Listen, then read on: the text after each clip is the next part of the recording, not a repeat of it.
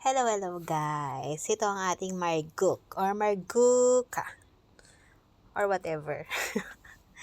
So, ayan na. Nag-crave ako kasi may sobra kaming saluna. So, pag nasa Middle East ka, maintindihan mo yung sinasabi kong saluna. Ano siya? Chicken na sinabawan with tomato and some vegetables. Pumili ako ng kubus sa bakala para ilagay dyan. Yan, hiwain lang natin siya ng maliliit. Why maliliit? Kasi, pag nalusaw siya, pag malalaki, parang ang hirap naman isubo, di ba? So, ayan na, nahiwa ko na siya.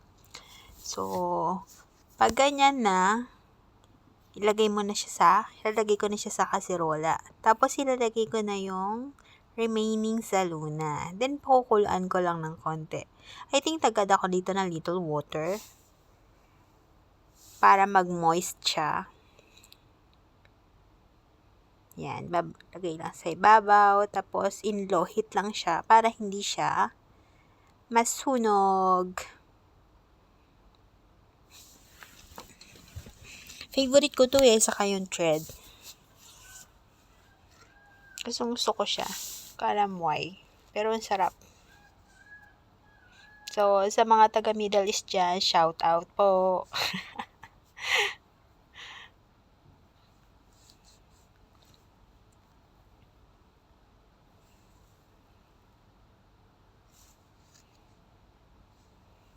Ganyan lang siya.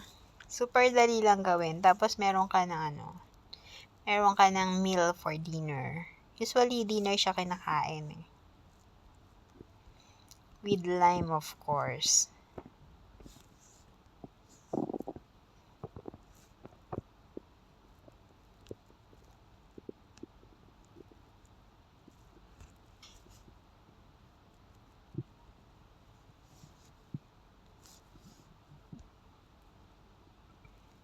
Ayan, malapit na siyang maluto.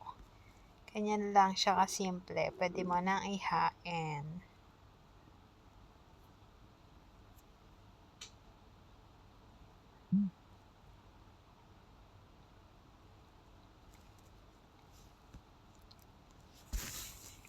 Ayan, okay na siya. Pwede na siya, guys.